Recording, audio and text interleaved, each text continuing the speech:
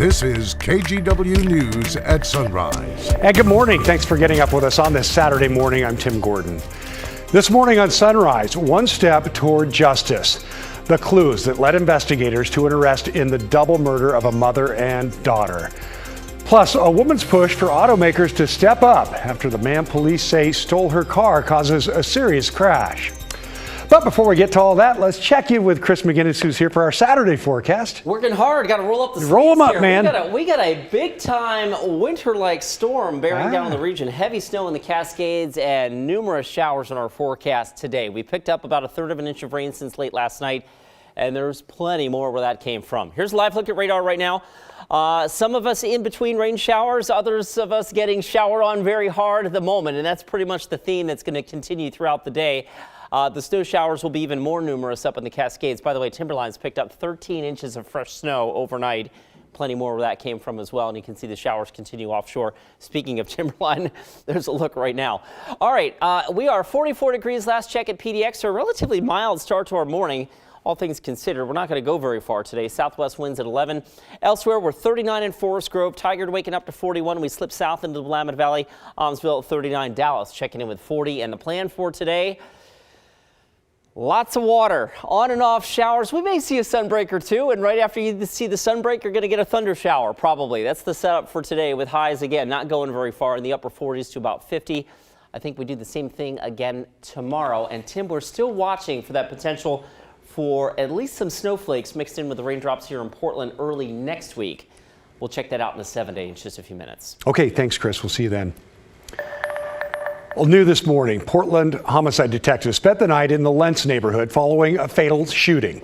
Officers responded to the scene of a shots fired call that was near Southeast 92nd and Crystal Springs Boulevard. Details are still scarce at this hour, but we do know officers found a woman dead at the scene. So far, no arrests have been made. Well, nearly 3 weeks after Michelle Melendez and her daughter Layla Stewart disappeared, Michelle's boyfriend now faces 2 counts of murder.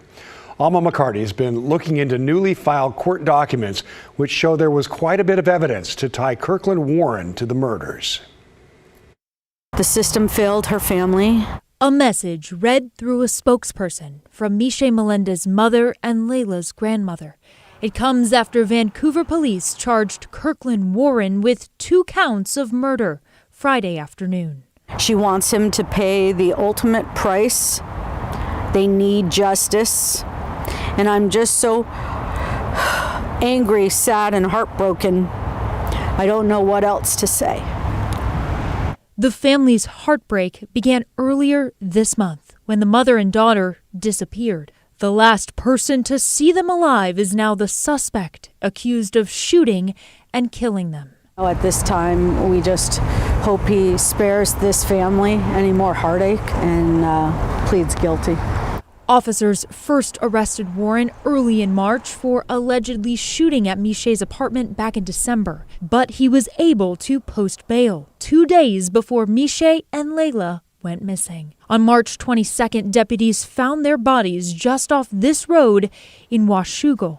A memorial there continues to grow. The probable cause affidavit reveals the mother and daughter were shot in the head.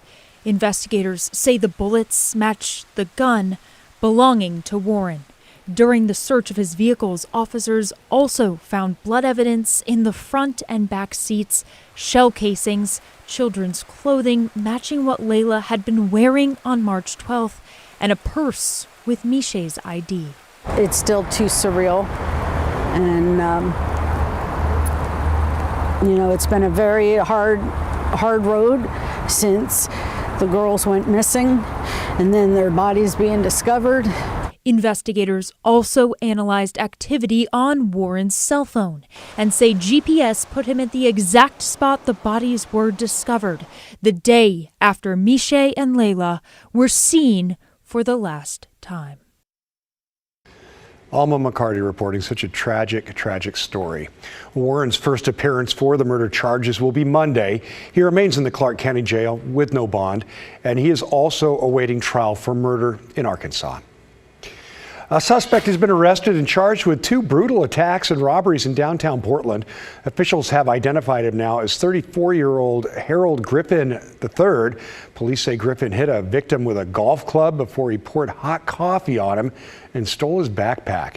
That was at 5th and Salmon in mid-March. One day later, at a few blocks north at 5th and Burnside, police say Griffin attacked another man.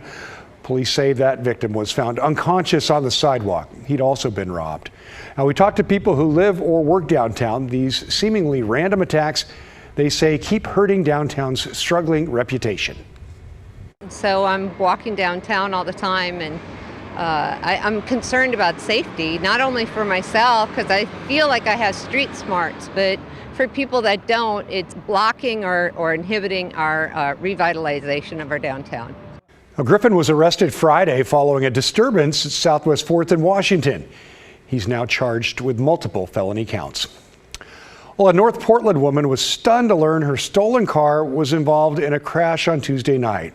The sheriff's office says a man was driving the stolen Kia SUV when he tried to evade deputies and caused a multi-car crash on I-405, injuring himself and 3 others. Lotta Lacayo, sorry about that, Gilman, says her Kia Sorento was totaled. She says it's the 4th time a car of hers has been stolen from outside her North Portland home over the last 2 years. This time she's upset with Hyundai and Kia for not fixing issues with car models that make them easy to steal. And the fact that it wasn't a chase and it did go down the wrong way on a freeway and it did injure a child infuriates me. And the fact that this all comes down to the Kias being so easy to steal, and the fact that Kia has not done enough about it. Oregon Attorney General Ellen Rosenblum recently joined a group of 22 other state AGs asking Kia and Hyundai to take swift action to be accountable for their cars' high rates of theft due to a lack of anti-theft immobilizers. New data from the CDC shows gun violence in the United States got worse during the pandemic. According to the study, injuries from gunfire rose significantly in 2020 and 2021 compared to 2019. The largest proportional increase in injuries was among children. Experts say a variety of factors, including a rise in firearm purchases, more time spent inside homes with guns, and mental health struggles during lockdowns may have contributed. We have more in-depth look at this in the numbers in our story at KGW.com. A longtime streetwear, sneaker, and art shop in downtown Portland closed its doors for good last night after 21 years in business. The team at Compound sold their own brand and others like Supreme, Converse, and of course Nike. The owners told us they're not closing because of crime or economic circumstances, but because they're just ready to move on. We've decided to just end things on our own terms, on a good note, instead of, if we were a TV show, letting so many seasons keep coming out until people are like, why didn't they end the show back on season 4? So we're ending our season on a good one. The store manager says he's appreciated serving Portland and hopes the Compound brand can live on through the Rose City streetwear scene in years to come. Well, still to come on Sunrise, PDX gets a facelift. The vision for the new main terminal and how much it's going to cost.